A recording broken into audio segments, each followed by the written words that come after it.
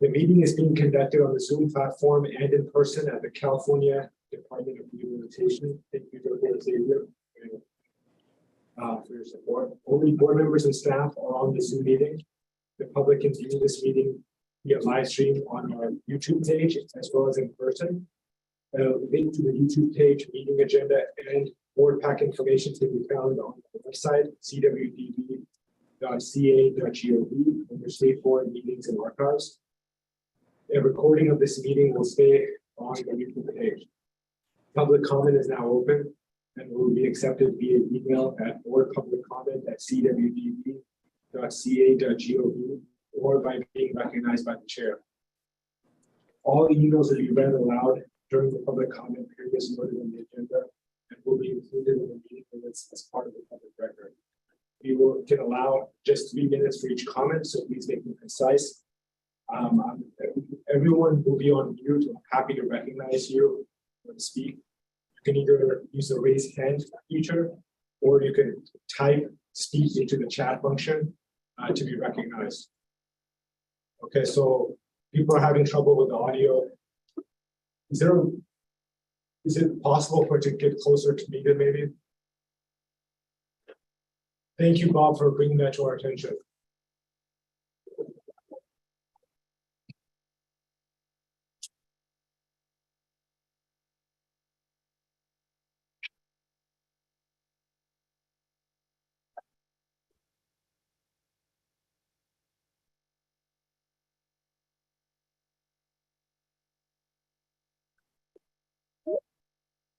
Does this sound better?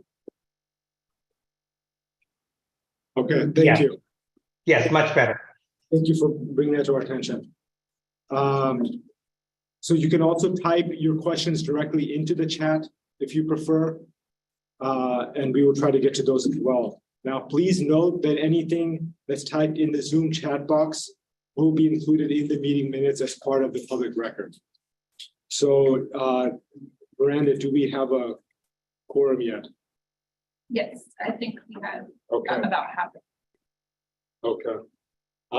So now that we have a quorum, I encourage everyone, if they haven't already, to have seen the agenda packet, page 4, regarding the consideration of approval of November 16, 2022 meeting summary. Are there any comments or questions? And Emily, is there any public comment? Yes, I have one public comment. Okay. Yeah. If you could please read that. Okay, thank you. This is from Respectability.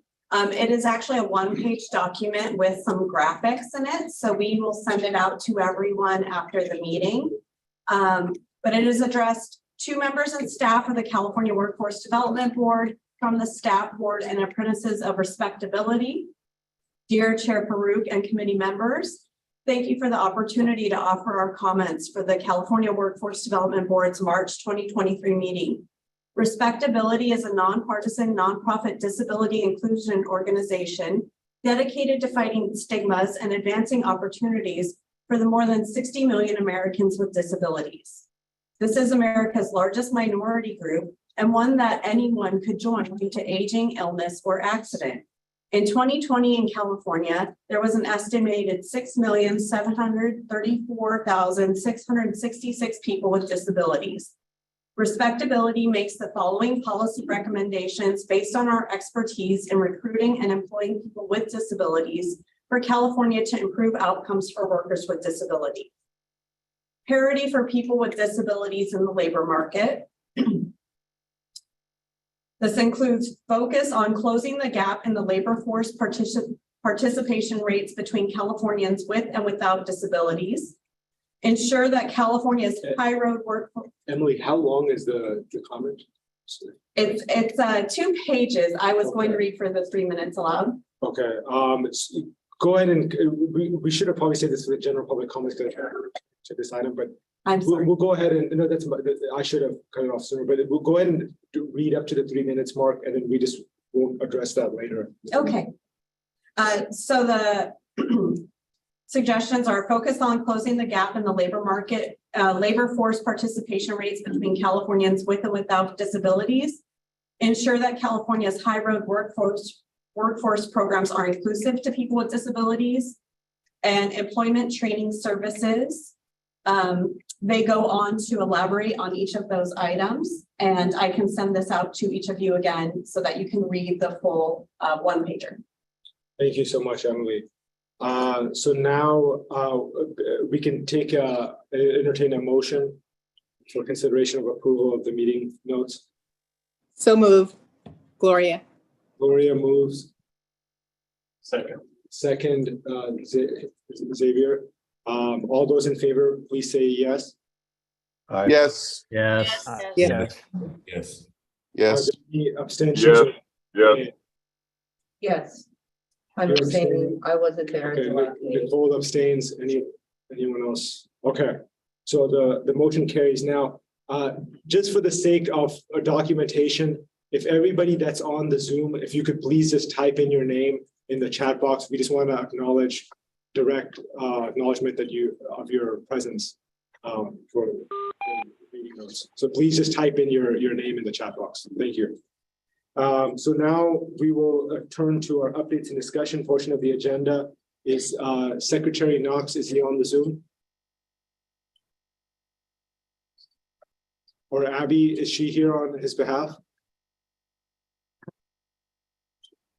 Okay. Okay, then we will circle back on that then. And then we'll turn to now the National Governors Association trip to Washington, DC. So Curtis and I had an opportunity on behalf of the state to attend the national, thank you, Assembly Member, we'll note you as abstention on that last action item. So Curtis and I had a pleasure to visit the National Governors Association convening on workforce, and it was an opportunity for us to really share best practices with our counterparts, throughout the country. We had a chance to showcase and share information specifically about our high road training partnerships. There's a lot of interest in that. The timing with Secretary, she's acting secretary now, right? Julie Sue? She was acting, she's been nominated. She's been nominated, but she's acting currently though also. Yeah, she's acting secretary. But the fact that that process was happening with the president nominating her for the permanent position, that created an opportunity for us to share our experiences with her leadership and what that's going to represent on the federal level. There was a consideration for convenings to host this summer, NGA convening. We did put in a proposal for California. Curtis and I had the pleasure to propose that. In the end, North Dakota ended up being selected for that. And other than that, I don't know if there's anything. Is there anything you want to add, Curtis? No, I think you covered it. Okay. Is anybody from welcome Jamil Dada is here now also. Is anybody here from Labor Workforce Development Agency now at this administrative level? Okay. Miranda, if you could let us know if Secretary Knox or Abby Snee or anyone else. So we're now going to go to the initiative updates and we can circle back on it later. So these are a quick round of updates. I ask our team to be brief, just 3 to 5 minutes, please. And we will begin with Pradeep on research, legislation, and policy team. Pradeep, you're on Zoom, right?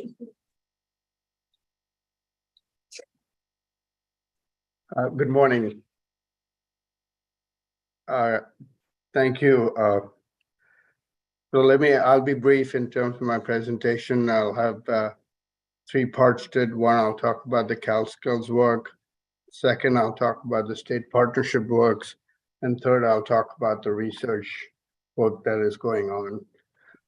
With regard to the CalSkills work, we are continuing to move all of the system from what I will call a fixed non-internet-based system to an internet-based system on the cloud. And we anticipate that to be completed by June 30th of this year. In addition to that, we are working with our partners to get more updated data, but also talk to them about different data specifications that go beyond asking questions about wage and employment, because we realized when we did CalSkills 1.0 that there were questions that our partners would like us to answer that with the data set that we had in 1.0, we were unable to answer those questions. And so we're trying to expand the data specifications, but also standardize them across the 7 or 8 different agencies now that we are working with. The other work that the CalSkills team has been helping my branch is setting up a secure portal for our state grantees to enter their data into an interim solution while we transition to the Salesforce system. The interim solution is the state grant data solutions, and while it's an Excel workbook, and rather than having that transfer to us through email, we've set up a secure portal with the help of the California Department of Technology to essentially have that data completed by the grantees and uploaded into this system, so CWDB can look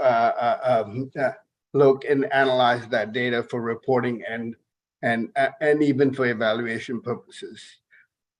We are our manager of the CalSkills unit has departed. Muni Chetnani has moved to Cradle to Career, and we're in the process of replacing her.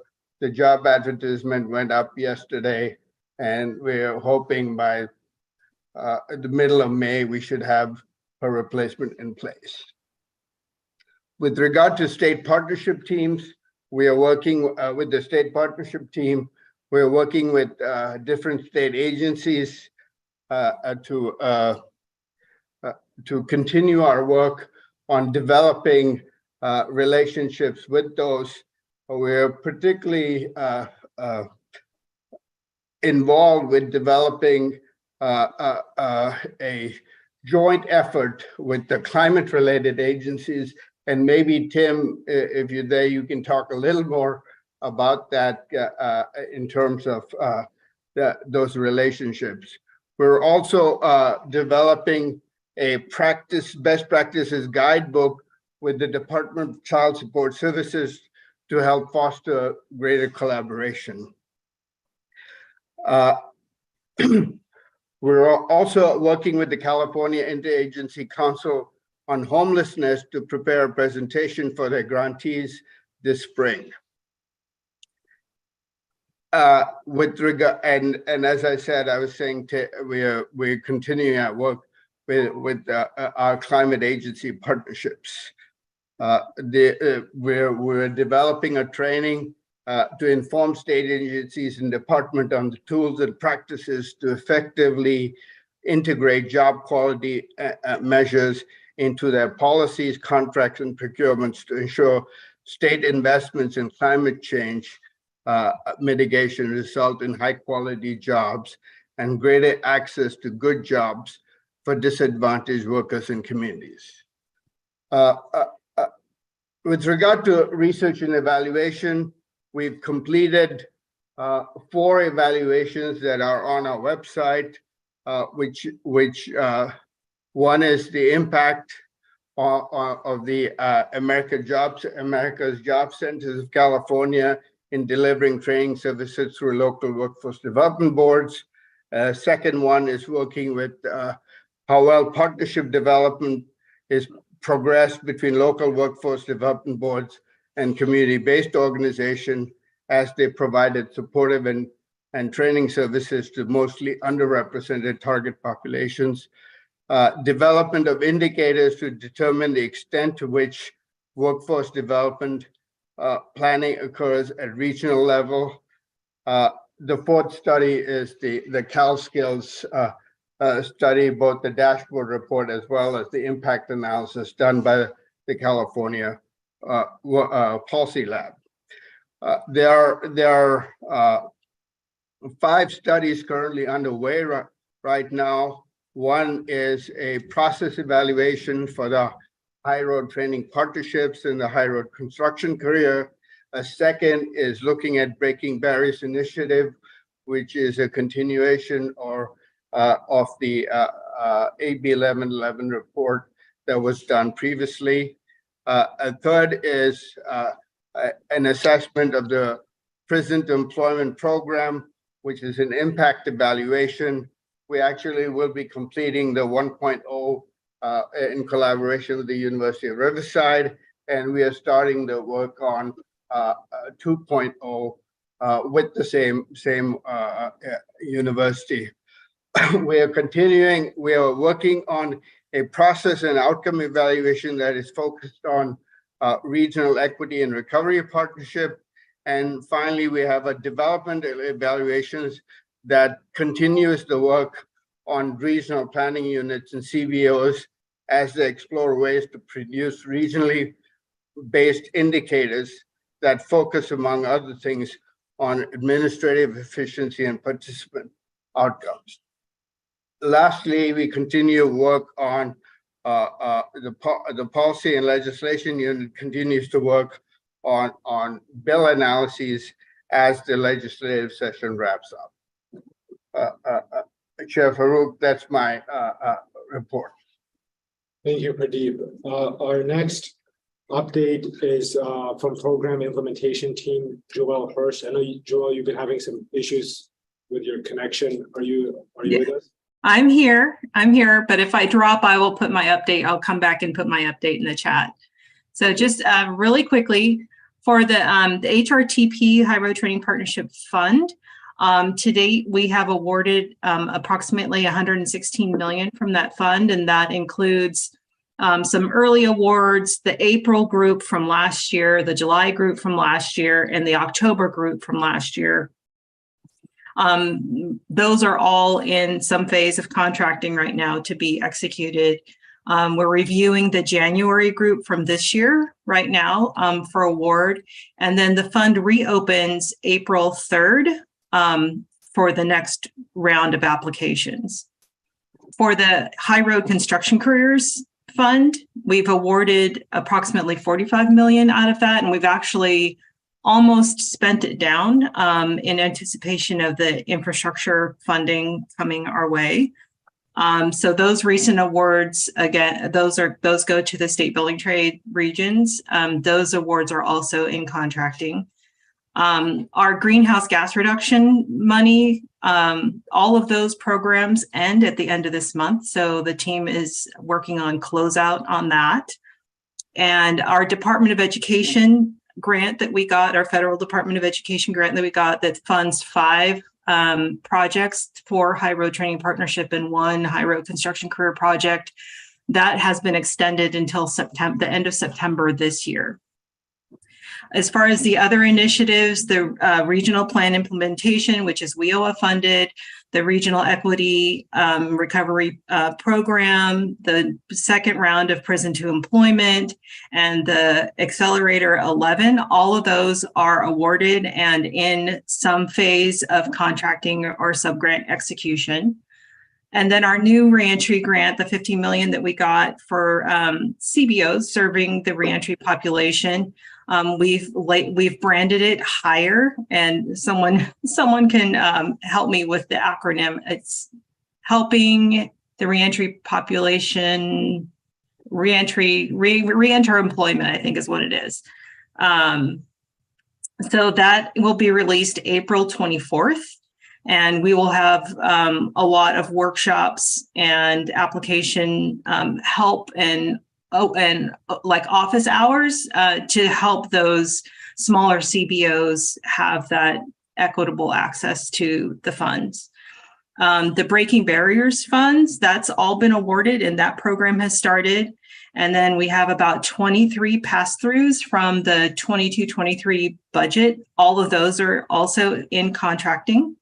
And then lastly, and pretty excited that we are getting ready to start the data capture modules development in Salesforce next month. So we will, right now, Pradeep's team has that state grant data system that they developed to get our state grantees out of CalJobs.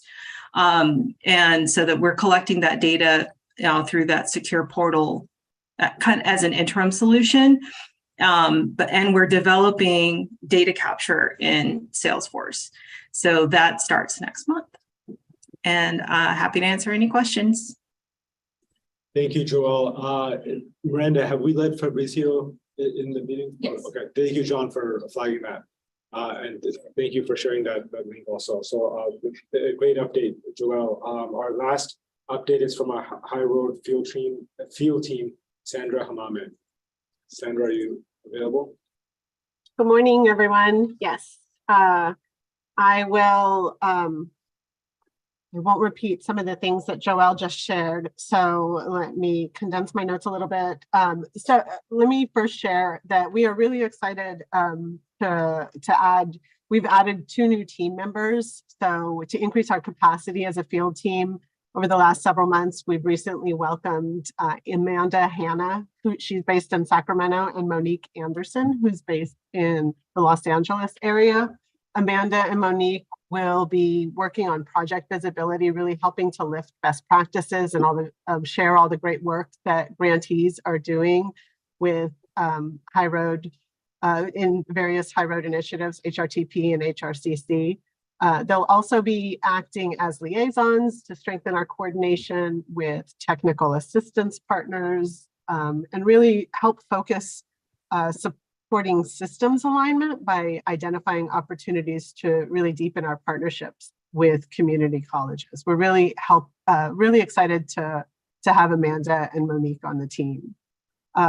As far as I won't repeat again what Joel said about the Resilient Workforce Fund. In the coming months, we'll be working on a variety of activities to onboard the new projects that were recently awarded. That's about almost 40 new 40 HRTPs, and we'll be welcoming brand new grantees to the High Road portfolio, which is really exciting.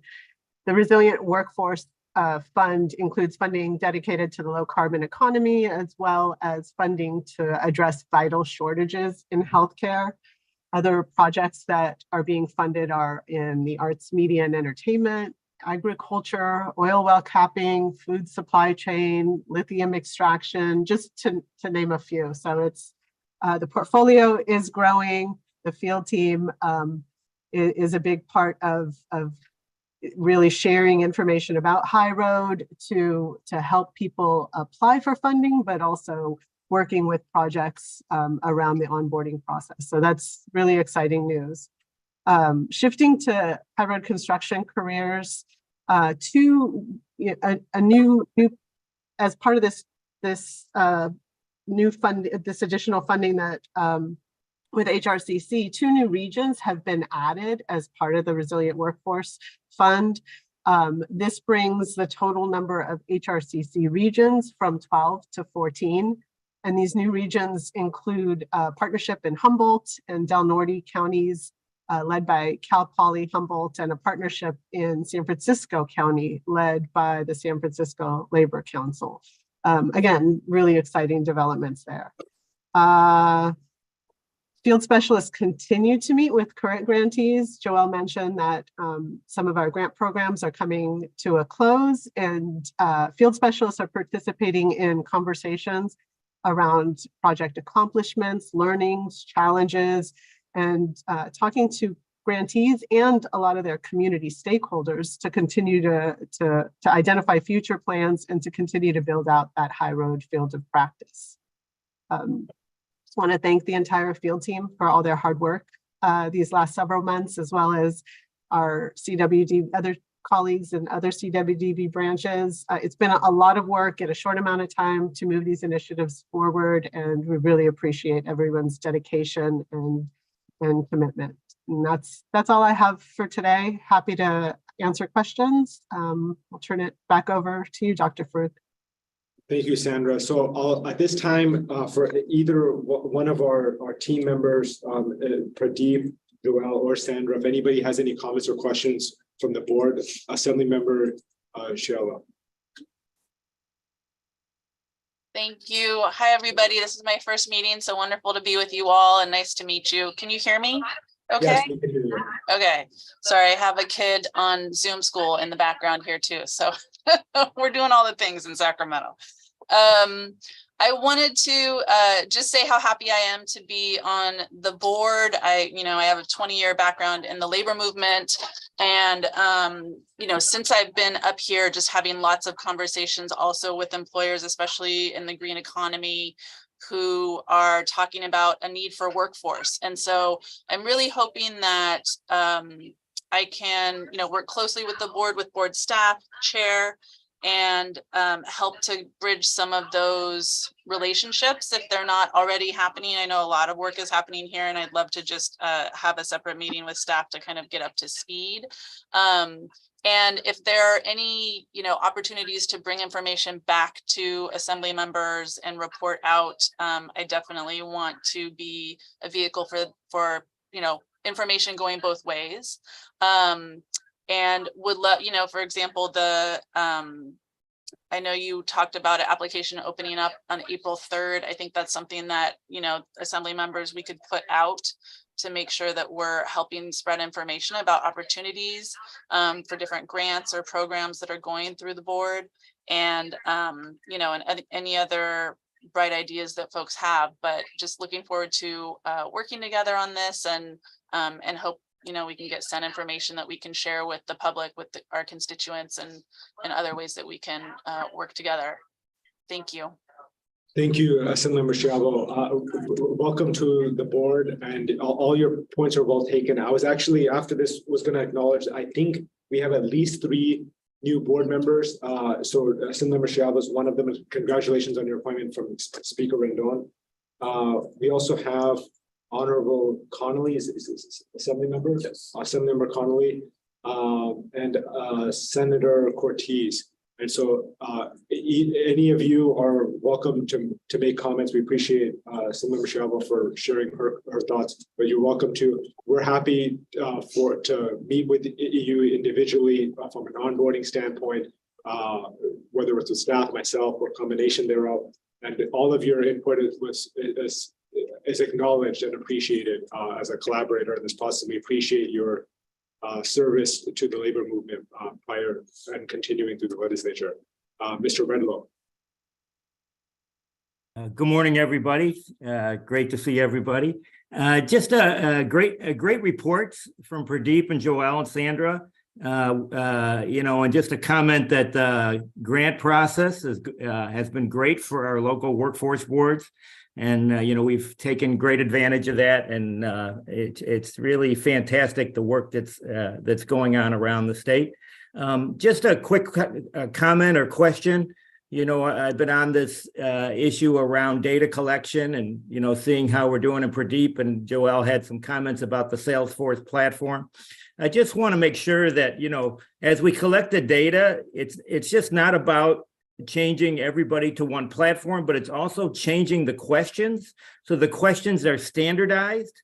Otherwise, as we report back on ETP or WIOA or HRTP or, the other grant programs, and all the questions are different. If we have the same set platform, but we still have the difference in questions, we're not going to be able to, connect and to collect the kind of data that we want. So I'm sure you're thinking about this, but we really want to get to a standardized form where the questions are the same across the board so that the data collection makes sense.